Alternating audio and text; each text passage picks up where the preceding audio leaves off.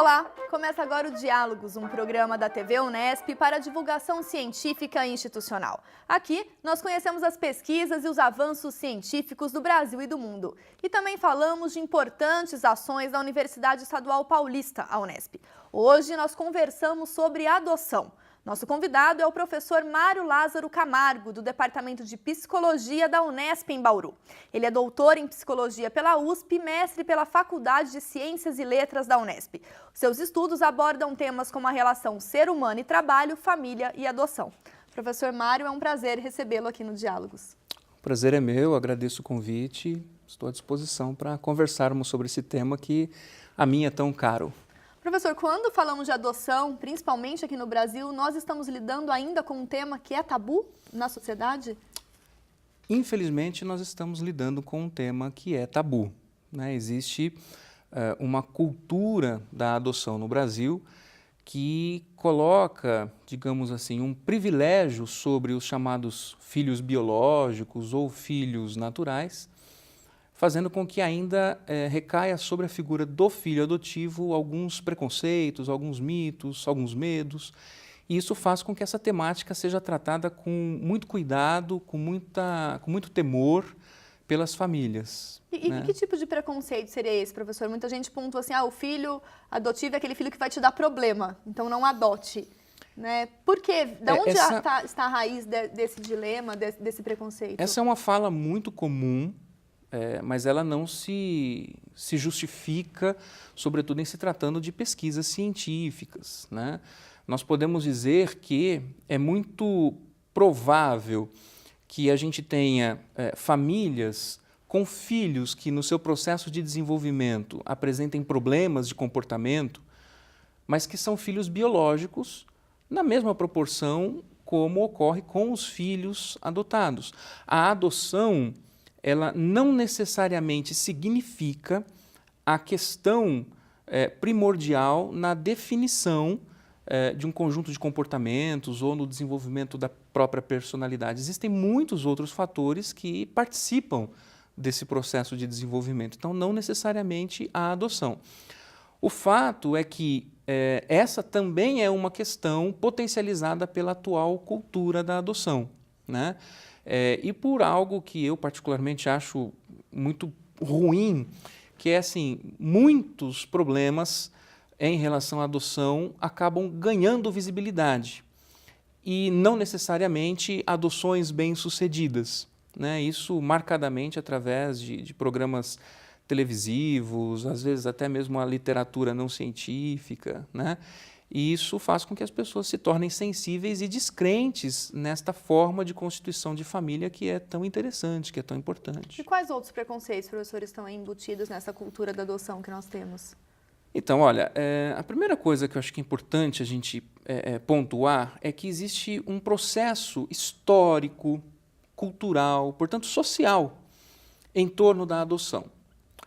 No Brasil, assim como em outros países, mas principalmente no Brasil, já foi feita uma diferenciação muito grande, muito significativa entre o chamado filho biológico ou natural e o filho adotado, que antes, historicamente falando, era até chamado de filho não legítimo, né?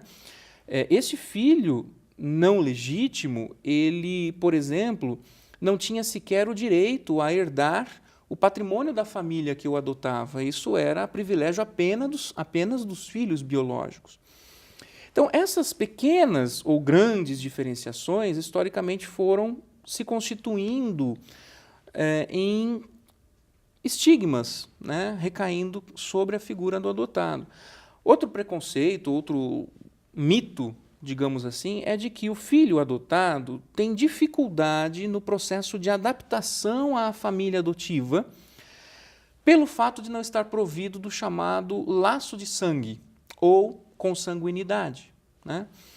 E dentro dessa questão também nós podemos distinguir duas diferentes modalidades de adoção, que é a adoção tardia, quando as crianças são adotadas já um pouco mais velhas, a partir dos 2 anos, e crianças que são adotadas quando bebês. Há uma visão, eu chamo de mito, né? Sobretudo por parte das famílias, de que a criança mais velha, ao ser adotada, vai trazer consigo as marcas de um eventual abandono, de uma eventual negligência em termos de cuidado, ou até mesmo memórias do tempo de institucionalização, o que faria então com que essa criança tivesse dificuldade em se adaptar à família. Se isso é verdade, o que não também se justifica do ponto de vista científico, isso tem mais a ver com o senso comum do que propriamente os estudos que a psicologia tem feito, então acredita-se, no sentido oposto, de que a família, que a criança em tenra idade, um bebê, se adaptaria mais facilmente, né?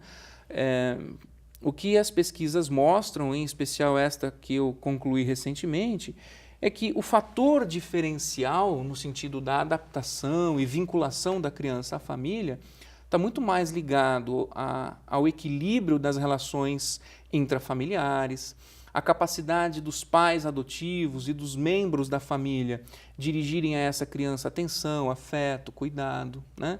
Então a gente pode dizer assim que, de modo geral, a criança adotiva ela tem as mesmas oportunidades, se forem adotadas por uma família bem estruturada, de se desenvolver com qualidade, como também o filho biológico. E aí a nossa lei da adoção, professor, de 2009, ela foi elaborada com o intuito de facilitar esse processo de adoção. Mas como que o senhor tem visto esse processo? As famílias continuam buscando essas crianças ou esses preconceitos, esses tabus, esses mitos, muitas vezes eles ainda se sobressaem à lei, à facilitação da adoção? Sim.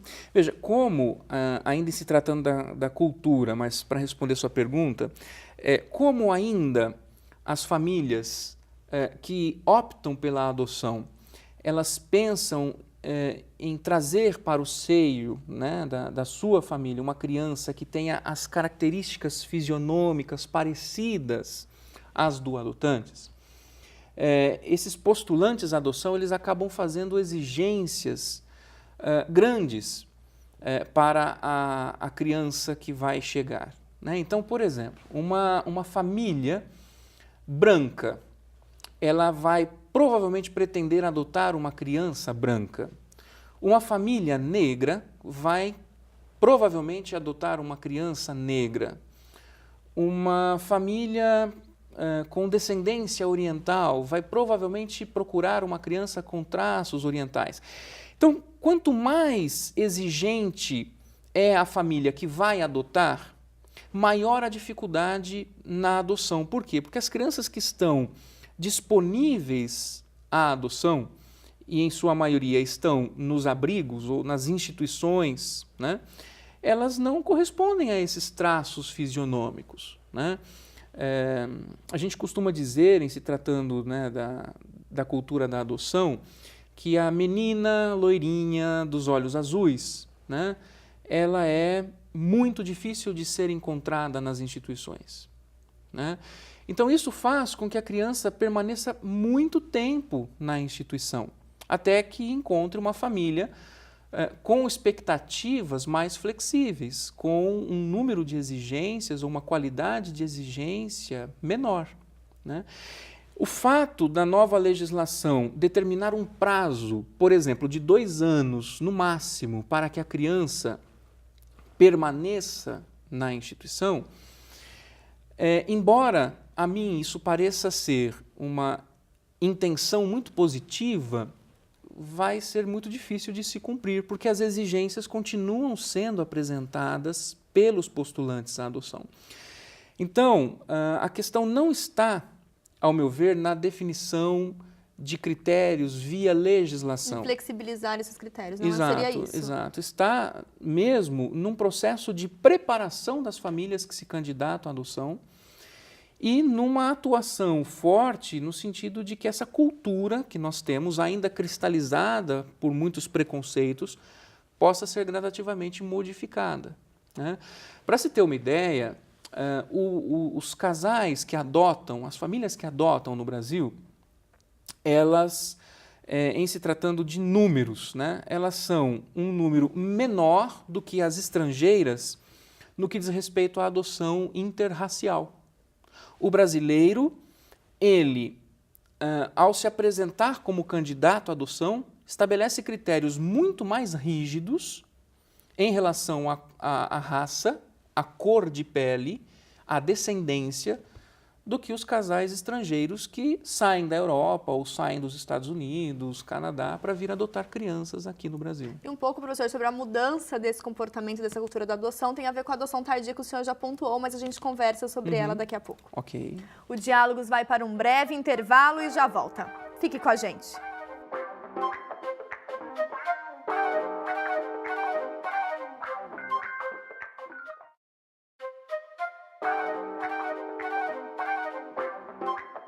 Estamos de volta e hoje o nosso assunto é adoção. Para falar mais sobre esse tema, recebemos o professor de Psicologia da Unesp, Mário Camargo. Professor, terminamos o último bloco falando que há uma necessidade de uma mudança do comportamento, principalmente dos pais que buscam uma criança. E o senhor tem um estudo, né, Adoção Tardia, de 2005-2006, que o senhor pontua a questão dos mitos, dos medos e das expectativas. O que é preciso fazer, professor, para que cada vez mais a gente tenha pessoas topando essa adoção tardia? Olha, eu penso que as famílias, quando pensam na adoção e quando então decidem de fato por ela, precisariam passar por um processo de preparação. Eu costumo dizer que, em se tratando do processo gestacional, ele dura 9 meses, não é isso? É o tempo que uma família tem para se preparar para receber o novo filho. Seria muito interessante que os candidatos à adoção também pudessem se preparar para a vinda de uma criança por meio da adoção. Uma coisa importante seria, através de um acompanhamento por técnicos, e normalmente as chamadas varas da infância e juventude os possuem, formados por psicólogos, assistentes sociais, que oportunizasse a pessoa, a família, melhor dizendo, a questionamentos do tipo: quais são as expectativas que estão por detrás desta adoção?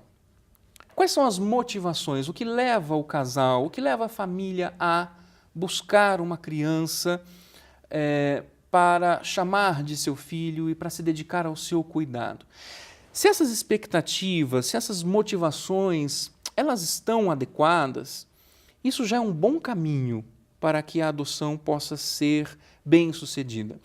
Mas se, por outro lado, essas expectativas elas estão equivocadas, superestimadas, é bem provável que o processo de adoção corra riscos, a ponto de nós termos no Brasil, mais aqui do que em outros países, um índice significativo de devolução de crianças. Então, se a família quer, por exemplo, e veja, eu vou citar aqui alguns exemplos mesmos, tá? Inclusive alguns presentes aí na pesquisa que você tem em mãos. Se o casal pretende substituir com a criança adotada um filho perdido, ou se o casal pretende trazer para o seio da família uma criança adotada, porque não conseguiu gerar o próprio filho, não que isso seja por demais ruim, mas esse luto pelo filho não gerado precisa ser trabalhado para que essa criança adotiva ela não receba todas as expectativas. Trabalhado antes do processo de adoção, né, isso, professor? que porventura seriam as expectativas em relação ao filho biológico, nem tampouco que ela se configure no seio da família como o filho substituto, né?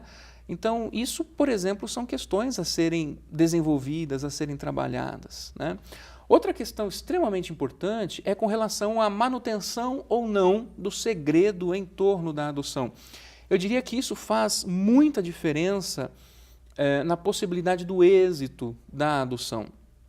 É comum também, por influência da história, da cultura, que algumas famílias optem por não revelar à criança a verdade sobre a sua origem. E isso acontece também na adoção tardia de crianças acima de 2 anos. Principalmente na adoção tardia. Não que a criança não saiba que é adotada, mas ela é alijada do direito de conhecer a sua história anterior à adoção. Algumas crianças, por exemplo, se pensarmos numa criança que chega por adoção com 7 anos, ela traz consigo lembranças do que viveu antes de ser inserida nessa nova família.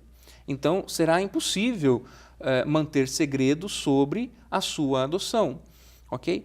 Mas alguma coisa em torno do porquê ela foi adotada, do porquê ela foi entregue para a adoção, isso algumas famílias optam por não revelar. E seria importante que esse segredo fosse revelado. Sim, é importante que todas as pessoas tenham o direito, né, de conhecer sua origem, desde o fato de ter sido desejada ou não, até porque a gente constata o seguinte, que embora não seja uma regra, é comum que algumas famílias que entregam os seus filhos à adoção o fazem por dificuldades em manter esta criança, ok? Então, eu já tive a oportunidade, inclusive há um relato de uma mulher que foi adotada, depois teve a oportunidade de conversar com sua mãe biológica, porque a ela foi revelada a verdade sobre sua origem, e ela tinha um sentimento muito grande consigo de rejeição, de ter sido rejeitada pela família biológica. E ela narra isso no livro, né? Quando ela soube do motivo pelo qual ela havia sido entregue, aquele sentimento de rejeição pôde ser ressignificado, porque ela entendeu que a mãe biológica, ao entregá-la em adoção, fez, na verdade, por ela um gesto muito bonito, muito interessante, no sentido de dar a ela condições de ser melhor cuidada por uma família adotiva do que seria se tivesse se mantido com a família biológica ou, às vezes, só com a mãe, porque nem sempre o pai é presente ou participa do processo de desenvolvimento e educação do filho. Então, a ideia, em se tratando de desenvolver uma nova cultura de adoção, é que a questão da revelação seja um princípio, ou seja, dizer a verdade sempre. Okay. E um pouco sobre o comportamento desses filhos, né, que foram adotados e hoje se tornam pais, a gente conversa daqui a pouco o que é preciso fazer para melhorar esse cenário. Ok. Vamos para um breve intervalo e já voltamos. Não saia daí.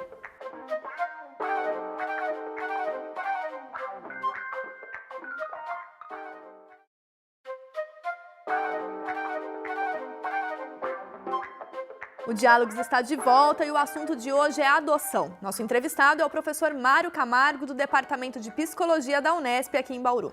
Professor, falamos desse comportamento do filho que é adotado e é importante que ele tenha conhecimento sobre a sua origem. Em que momento é o ideal de fazer essa revelação? Veja, nós podemos pensar essa questão também nas duas modalidades, né? Se a criança foi adotada em tenra idade, como um bebê, ou se ela foi adotada tardiamente. Há uma recomendação de estudiosos do tema de que a verdade ela seja dita à criança à medida em que a criança faz aos pais adotivos solicitações através de perguntas. Então, nesse sentido, também nós podemos dizer que cada criança vai ter o seu tempo no processo de indagação, e isso está muito ligado ao desenvolvimento da própria identidade. Por exemplo, as crianças, à medida que vão participando mais dos processos grupais de socialização, elas vão estabelecendo comparações entre como é a sua estrutura familiar e a estrutura familiar dos amiguinhos da escola, do vizinho da casa da esquerda, da casa da direita e assim por diante. Durante o processo de socialização dessa criança, as indagações podem Ela vai surgir. fazendo perguntas e é conveniente que os pais, então, respondam essas perguntas de uma maneira que a criança consiga entender, portanto, num linguajar próprio, sem, digamos assim, polemizar, sem potencializar eventuais situações que levariam a criança a uma não compreensão ou a um sentimento de menos-valia, né? Por isso é muito importante que os pais tenham a oportunidade de receber orientação, em especial de um profissional que atue na área. Isso é muito importante e faz diferença.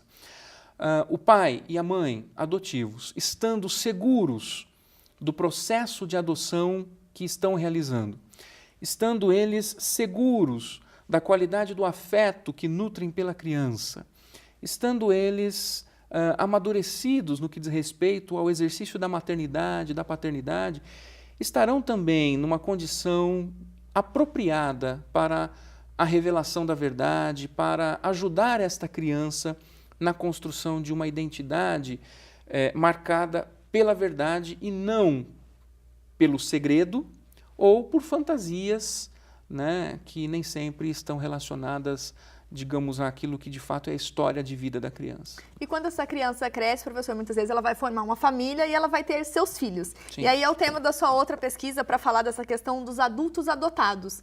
Né? O que o senhor investiga nisso e como que se comporta esse adulto que foi adotado?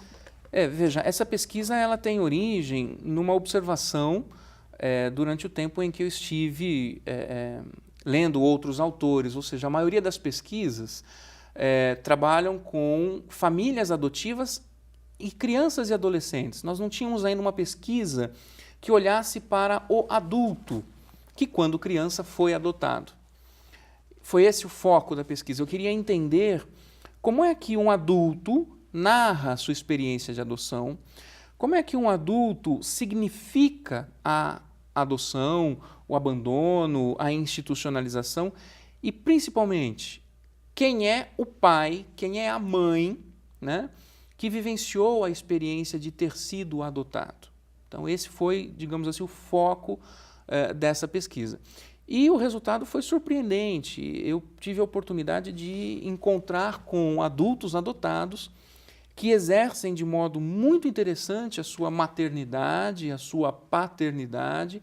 Alguns que participaram da pesquisa são pais e mães biológicos, mas também optaram pela adoção de crianças. Então, nós temos aí alguns participantes da pesquisa que foram adotados e hoje são pais adotivos.